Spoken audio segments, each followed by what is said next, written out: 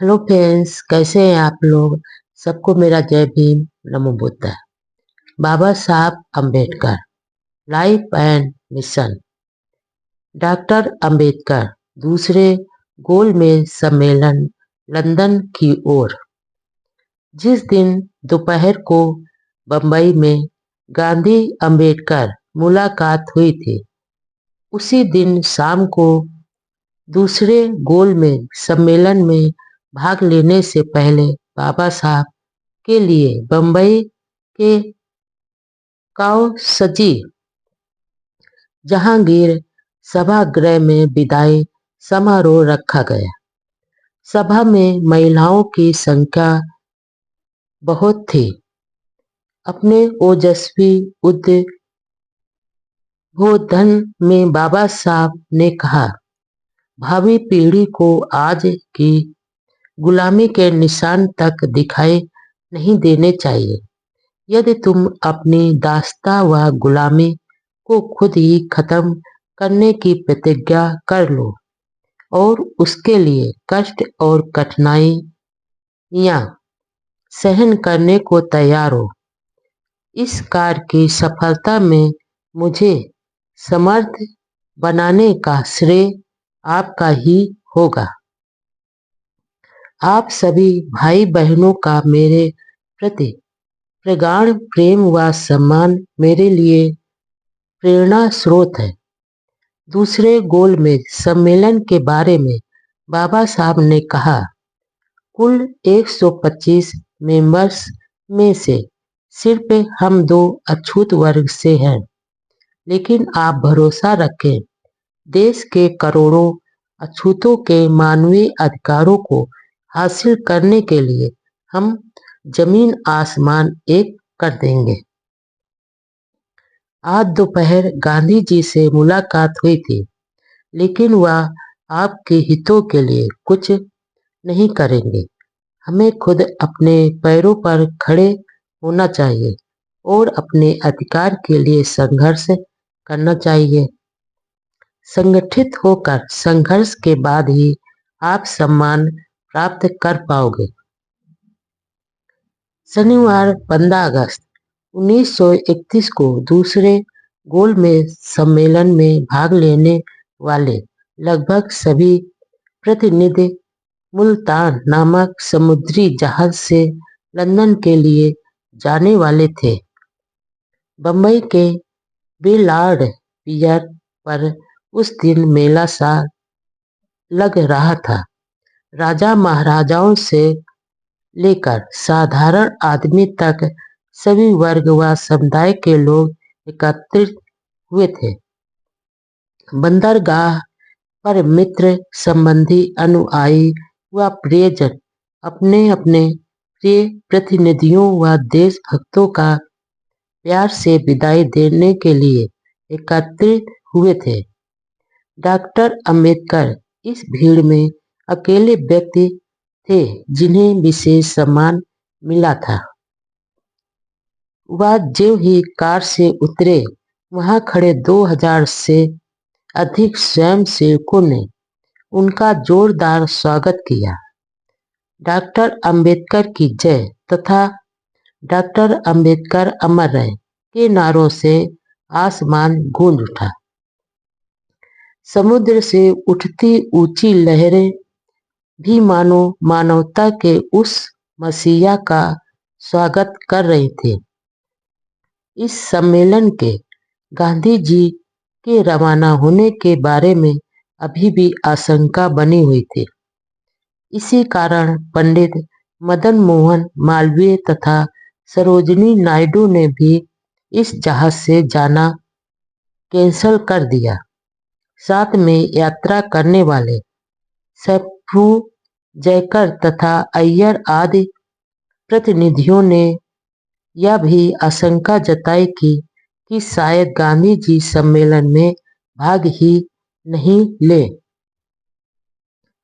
लेकिन डॉक्टर अंबेडकर को पूरा विश्वास था कि गांधी जी न केवल भाग लेंगे बल्कि वे अछूतों को अधिकार देने का विरोध भी करेंगे। इसलिए उन्होंने अपने साथियों को संदेश भेजा कि यदि गांधी जी वहां अछूतों के अधिकारों का विरोध करते हैं तो देश भर में उनकी निंदा करने की पूरी तैयारी रखी जाए। उत्साह व उमंग से भरे हजारों साथियों ने बाबा साहब को बंबई से लंदन के लिए विदा किया। बंदरगाह पर डॉक्टर अंबेडकर के सर प्रभा शंकर पटरी से तकरार हो गए। पटरी ने पूछा कि गांधी जी उस मुलाकात का क्या नतीजा निकला। बाबा साहब उनकी व्यंग्यात्मक भावना को समझ गए और बोले, मुलाकात के समय आप वहीं तो बैठे थे। इस पर पटनी ने कहा, नहीं, मैं बीच में ही उठकर चला गया था। इसके बाद कल गांधी जी ने मुझे पूछा था कि हमारी बातचीत में हो रही थी तब आप बीच में उठकर बाहर क्यों चले गए थे। उस पर मैंने गांधी जी को कहा, हिंदू धर्म शास्त्रों की यह आज्ञा है कि यदि कोई व्यक्ति किसी महान विभूति की निंदा करता है और यदि उस सुनने वाले व्यक्ति द्वारा निंदक की जीभ उसी जगह पर उसी क्षण नहीं काटी जा सकती है तो सुनने वाले को वहां एक पल भी नहीं रुकना चाहिए। पत्नी ने इस असभ्य, अपमानजनक व मूर्खतापूर्ण उत्तर को सुनकर डॉक्टर अंबेडकर को गुस्सा आया, लेकिन उसका जरा भी इजहार नहीं किया और चेहरे पर हल्की मुस्कुराहट के साथ वापस पूछा, क्यों सर प्रभाशंकर जी, आपके उस धर्मशास्त्र में ढोंगी, पाखंडी व बेहद चालूस व्यक्ति के लिए दंड का क्या विधान है।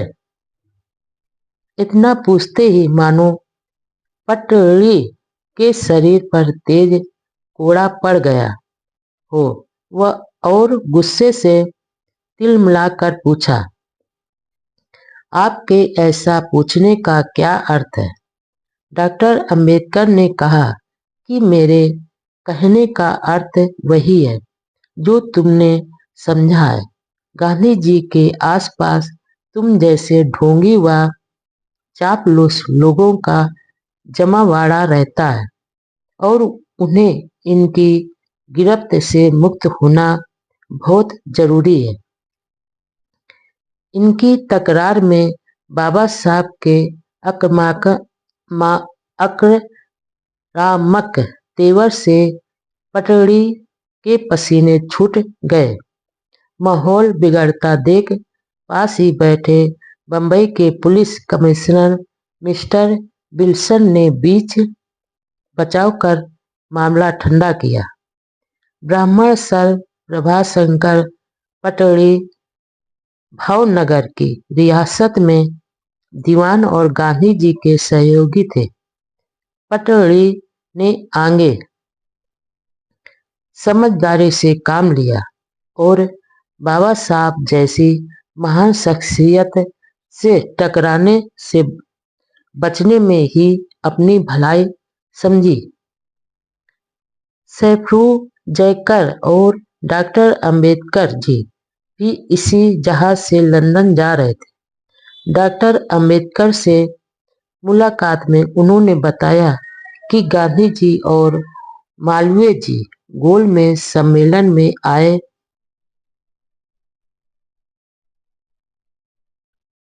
इसकी पूरी कोशिश करेंगे।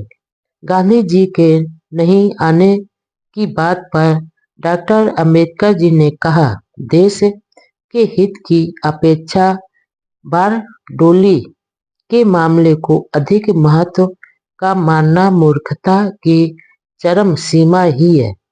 मेरी समझ में नहीं आता कि गांधी जी मामूली शिकायतों की बजाय राष्ट्रीय समस्याओं पर ज्यादा ध्यान क्यों नहीं देते हैं। डॉक्टर मुंजे डॉक्टर अंबेडकर जी की उनके कार्यों के लिए प्रशंसा कर रहे थे।